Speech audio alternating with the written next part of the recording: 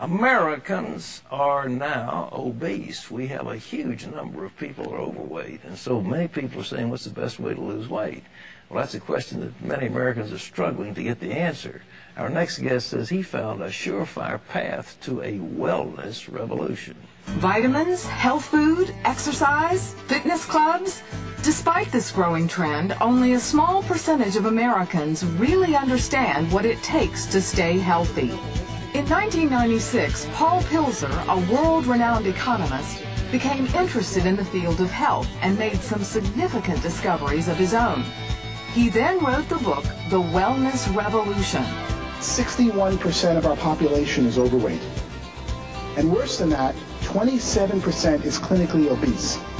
That's overweight at a point where you don't know where to turn.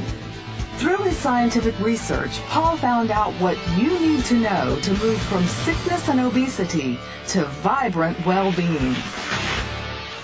Paul Pilzer is joining us to share some of his secrets of staying fit. It's in his new book called The Wellness Revolution.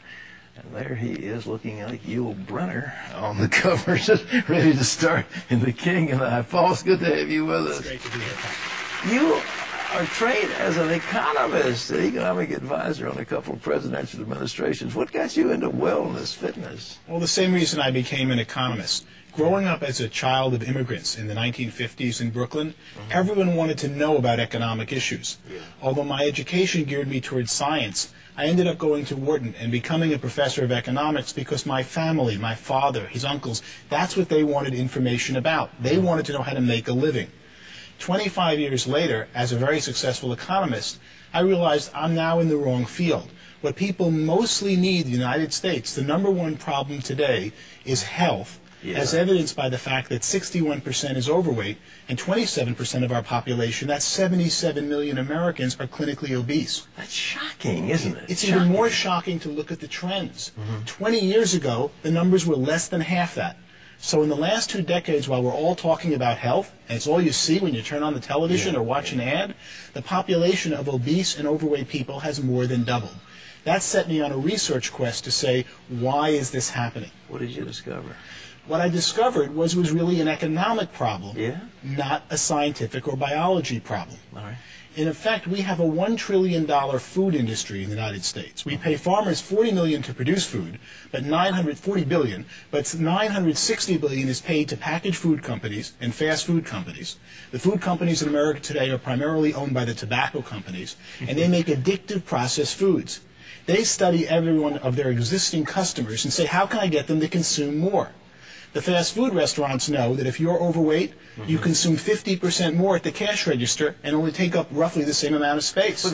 If you're overweight, you consume 50% more. You buy Absolutely, and you see it by portions of what people eat.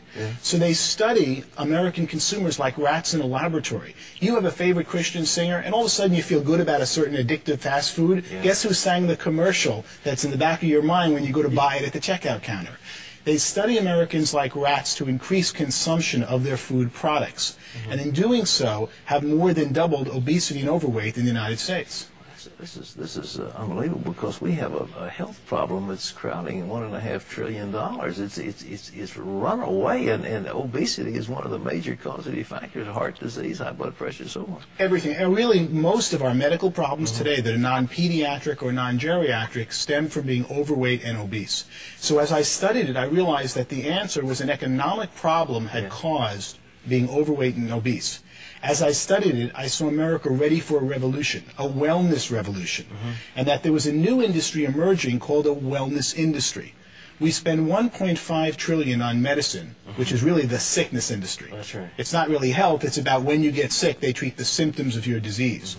We currently spend, and that's what amazed me the most, $200 billion on wellness, fitness clubs, healthy foods, vitamins and supplements. Most of that didn't exist. When I ran the numbers, I could see that the $200 billion wellness industry, which is primarily today upper-class baby boomers who are consuming them, first thing someone does when they make money is try to get healthy. Oh, yeah. And they get out of the diet and kind of medical care most of us get, and they start getting healthier. And that this $200 billion I projected would grow to a $1 trillion wellness industry by 2010. Well, look, are we finding ourselves, on the one hand, we're gorging on trans fatty acids and greasy hamburgers and greasy fries and carcinogenic products. On the other hand, we're out puffing away on treadmills and lifting weights. I mean, are the same people doing these things, or is it a totally different class of people? It is really different people. And so many people who do get on the treadmills are not getting the right information. The problem is that the food industry controls, in effect, our television. Look at most commercials today for television shows are food companies. Sure. And they try to get their consumers to eat more and more of their existing foods.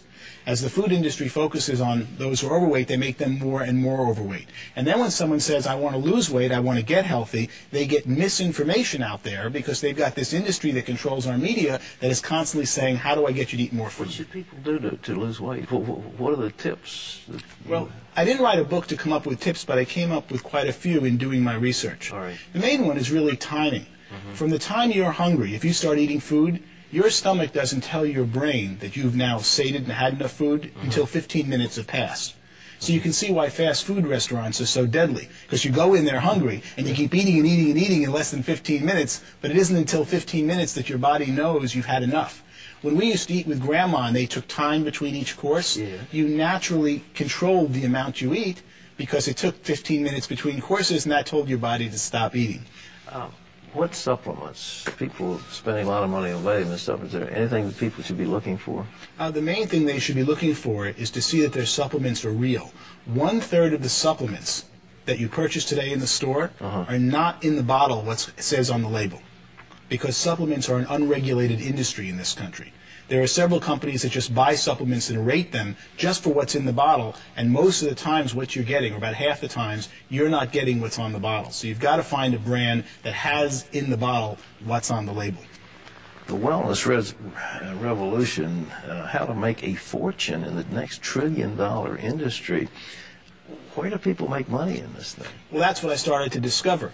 I could see that there were 15 million Americans of 300 million were getting healthier as they aged. You're a great example about that, especially when we see you on television. As you get older, you're stronger, you're better fit. What's going on? It's people who have time to focus on it are seeking out the right products and services to make them healthy. And that's when I could see an emerging $1 trillion wellness industry. One of the most surprising parts of my research was to find that it already reached $200 billion. But if you think of what you now spend on supplements, on fitness, on weight training, and time and money that you never dreamed you even needed 20 years ago. That's exactly right. You are a very typical consumer of this upper crust that's becoming and will become the entire nation, I believe, as this new wellness industry emerges. Well, boy, I hope you're right. But so, ladies and gentlemen, how you could A, be well, and B, make some money at the same time. This book, The Wellness Revolution, where you can get it? It's by Wiley Press. Is it available in bookstores? Should be in every bookstore around the country. Paul Zane Pilzer, thank you so much for being with us. Thank you very much. It's a real honor to be here. Terry, what's next?